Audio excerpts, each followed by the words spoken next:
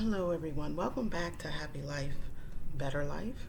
Um, I just want to thank you for joining me today. Thank you so much for watching this video.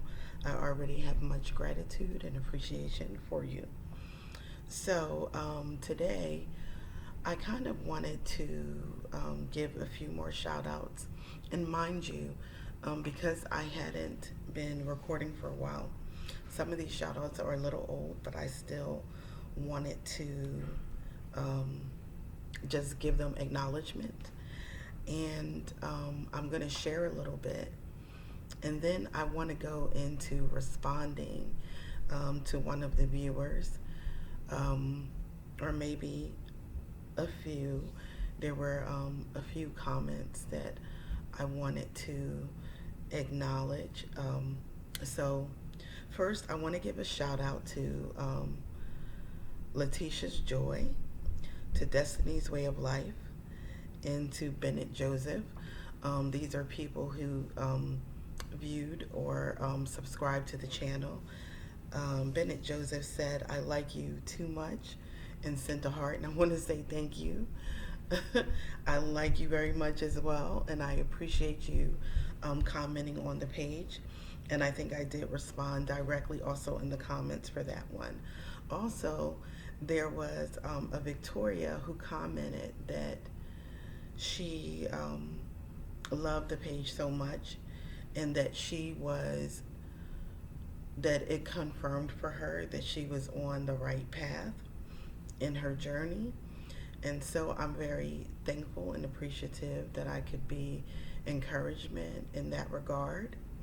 And I really want to get into one of the comments that were sent, and it's a long one, so I'm going to have to read it. So I wanted to ask you to bear with me. Please be patient while I am in the process of. I promise I will get this process down so it'll be smoother, so it'll be better. And my lighting is going to change for a minute. And so I'm going to ask you to just bear with me, because I want to read that comment, and I want to respond to this comment, because I feel like there's a lot of things in there. Um, there's a lot of things in this scenario to talk about that I feel like we could all learn something from. So I just wanted to ask you to bear with me for just a moment while I locate that. And in the meantime, I guess I would like to simply talk about the fact that life has been changing. And although I said in my last video, there's been highs and lows, and there have been. And I want to talk about navigating financially, because I feel like for many of us, 2024 was a rough year. I mean, where I was living before, my landlord just one day said he sent out a notice to me saying that my rent was going to go up $300 a month.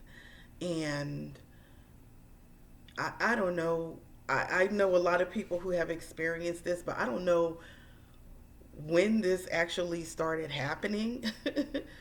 It used to be that your rent would go up in increments. It might be $50, it might be $30, it might be something like that. And then the next year it might go up another $50 or something like that. But there have been so many people who have been in my same shoes where, all of a sudden they received notice that their rent was going from 1,300 to 1,700 or something like that. Now, I wasn't paying nearly that much in rent, um, but I knew that what he was asking, I'm like, you're asking for $300 more, but you haven't done anything in this place. I've lived here for 5 years. So, you know, now I will say, during the time that I was there, my rent hadn't been going up. So I guess he decided there was a different There was a different management group before, and when he took over, he felt like, I guess, some of us, our rent was too low, so he wanted to raise it. But I feel like there's a way to be reasonable about that, and that just wasn't reasonable to me. So anyway, I ended up having to move, and I moved to another town. The town that I live in is now considered more of a historical town, a little more upscale, I guess you would say. But I was really blessed to get into a brand new building that was opening up, and I will share more about that in another video. So I'm the first person to ever live in my apartment, and I'm really happy about that. But I do have plans on becoming a homeowner eventually, you know. So, but for right now, this is good for me, and I'm happy, and it is cheaper actually. Yeah, it's cheaper than what I was paying at the last place. So, like I said, I'll go into more about that in one of the other videos. So, this message, and please forgive me because I'm going to have to lose eye contact for a bit while I read this um, message that a viewer sent. I'm just going to call her Miss Briggs, but it's in the comments. And she said, just stumbled on your video, and wow, I'm so glad I did. I'm not divorced yet, but I feel it's sadly coming to that point, being in a sexless marriage. We've been married 21 years. We have two sons. One is 20, the other is 17, and my husband and I are not doing so great. I love him, but I can't live the rest of my life like being roommates. He's angry because I'm not working, currently due to us getting a dog that couldn't be left alone, so we both thought it best for me to be, um, she said to be a Sam or something to the dog, but I guess meaning staying home with the dog. I worked on getting my writing going only to find my husband being upset about financially having it all on him. I told him we haven't been intimate for over a year, and he said he's in his 50s. Sorry. The first time, yes, it hurts to be rejected over and over. The second time, he said he's tired of everyone taking from him. I realized a lot of things in our marriage and sadly want out. I'm scared to think of it and don't want my kids to hurt, but I feel they will be if I stay. I honestly should have left years ago during his years of road rage incidents with us in the car and his anger issues and dealing with my own dysfunctioning at the time. Sad face. Okay, so there is a lot there to unpack. And I kind of made some notes because there were so many different things happening. I'm going to start from the bottom part first, where um, basically you spoke about him having road rage and you having dysfunction. You didn't say that that was currently an issue, so I'm not going to address that at this time. But what I will say is that no matter who we are or who we are with, there is going to be something.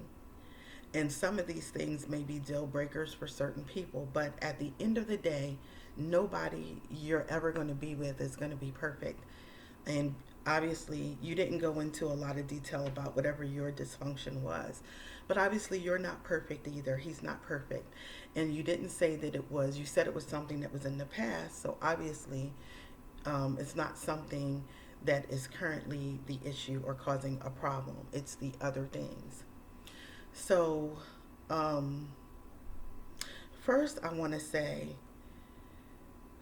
this is one of those situations where I feel like you are incurring a difficult time, but you said you love him.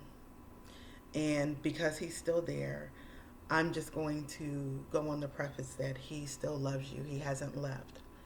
That there is some good that is there. But let's just deal with some of the outliers that are going on here. Number one, you have financial strain and struggle.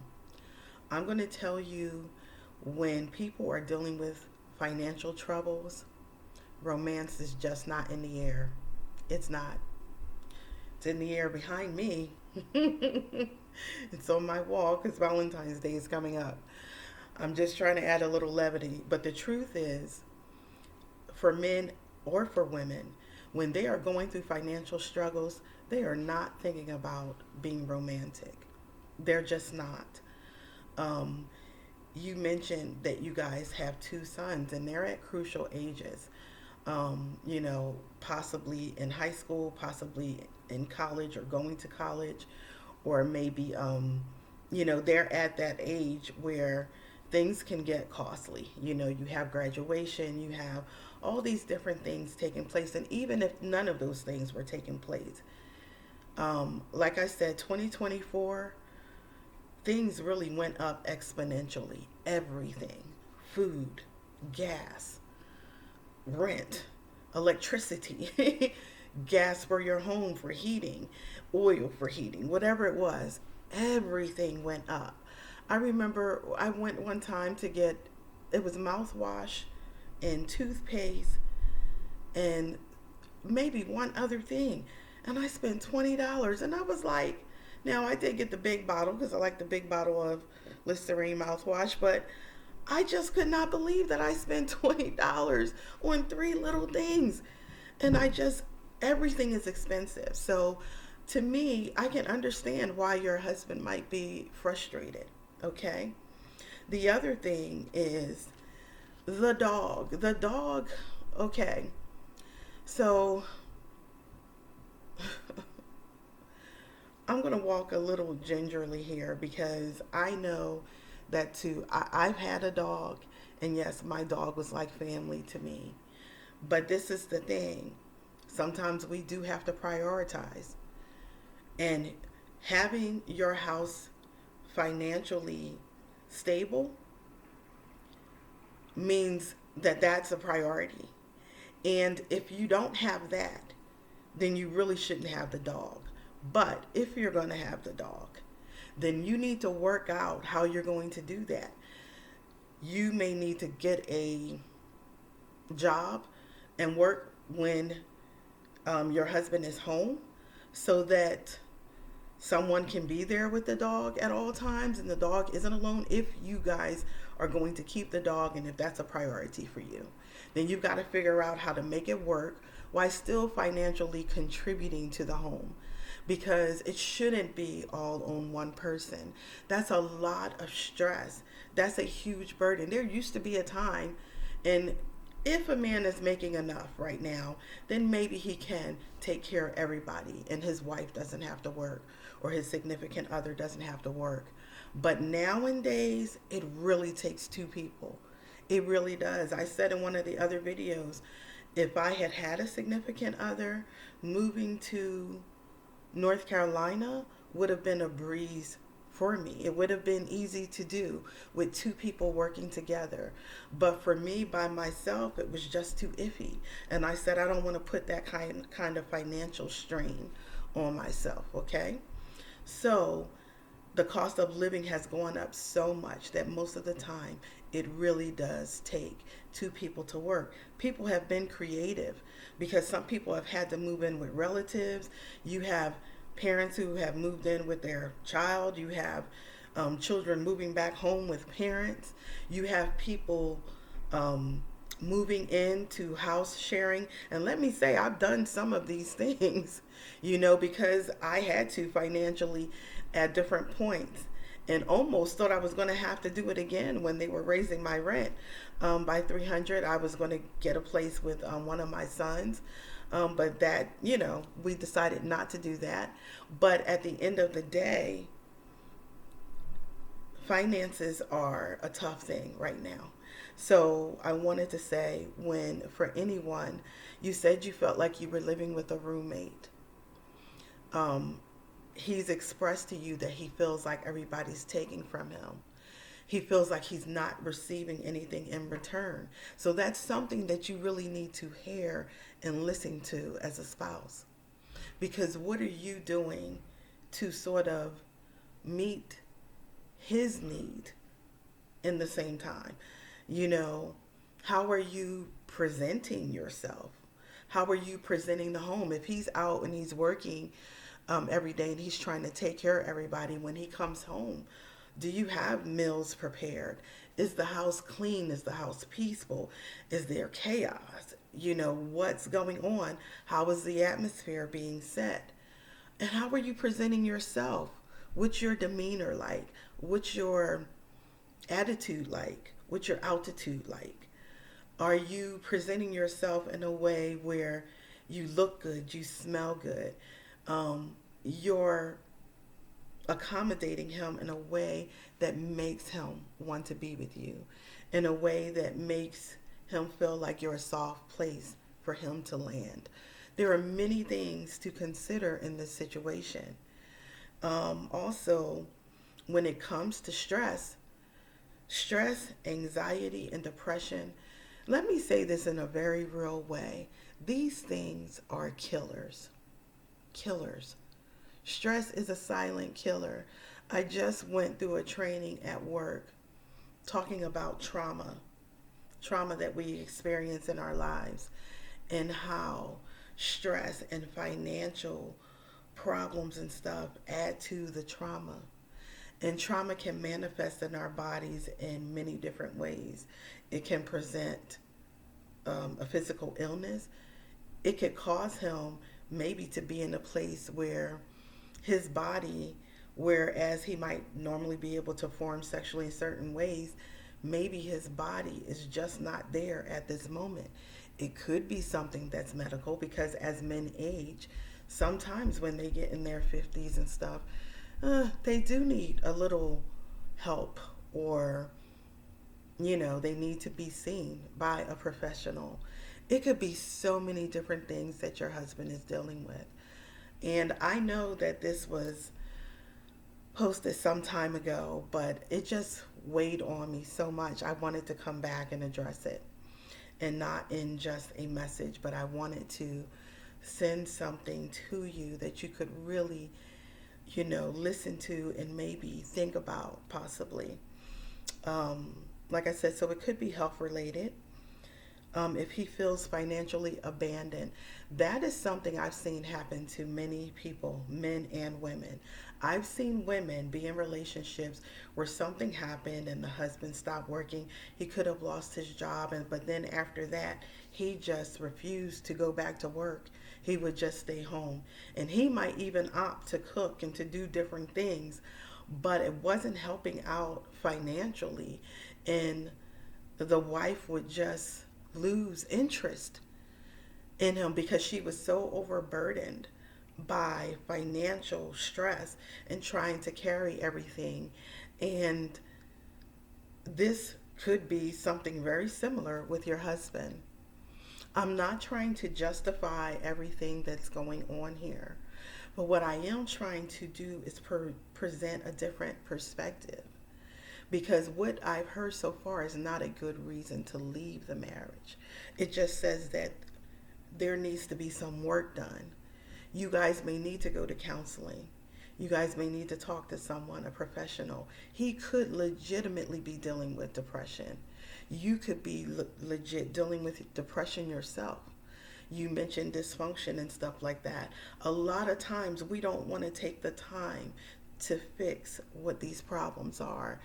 But this is the thing, if you leave, then what's going to happen with the dog anyway? If you have that dog with you, guess what? You're going to have to go to work. If you're living by yourself, you're going to have to provide some kind of way. And maybe in your mind, you're thinking, oh, well, I'll do spousal support. I'll do this. I'll do that. Maybe those things will work out for you, and maybe it'll pay for some things. Maybe it'll pay for everything, but I don't know what the actual outcome of that will be. But you're still going to have to do something. And then people think sometimes just because they get out of a marriage that when they leave that marriage that things are going to be so much easier. No, not necessarily. Sometimes we think we'll be able to find someone who will give us what we want. Mm, maybe, maybe not. You might be able to find people who want to sleep with you, who want to have sex with you, but that doesn't mean that they're going to care about you. That doesn't mean that they're going to love you. That doesn't mean that they're going to want to invest time, energy, money, and stuff into a relationship with you the way your husband already has, the way you guys already invested in that. I'm going to tell you, these people that are out here today, whoa, not a lot of patience, not a lot of kindness, definitely not a lot of selflessness. So this video is going on a little bit longer than what I intended, but I just wanted to give you some food for thought. Quitting always seems easy. Walking away always seems easy, but that's not the answer. That is not always the answer. Sometimes what we have is really worth holding on to.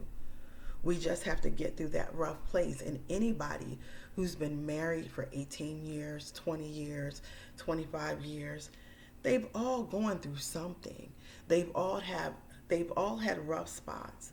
But at the end of the day, it takes two people trying to work together to make it work. And what I see is that there's work to be done on both sides. You both have to give a little. So that's just my food for thought for today. That's my goal, is to just kind of encourage you to have a happy life and a better life. And I don't want to see your marriage end if it doesn't have to. The dog is way too much of a priority. If there's a way, your marriage and your children, your family just means way more. And I'm not saying that means you have to get rid of the dog, but what I am saying is that you may have to compromise. Maybe you might have to work a different schedule so that someone will always be there. But even still, even in that, you have to find time for each other. You have to communicate, and you have to look at each other with the intent of seeing love. Because sometimes we look at each other and we only see the things that make us angry about them, the things that we're upset with them about, the things that disgust us or turn us off, or whatever the case may be. But you two have to get to a place of looking at each other with love and with compassion and being a real friend to each other. Friendship is very important in marriage, and people forget it all the time. So I hope this encourages you. I hope this encourages someone else who is listening and watching. And in the meantime, I hope you have a great day. And feel free to comment. Let me know your thoughts. Have a great day. Bye-bye.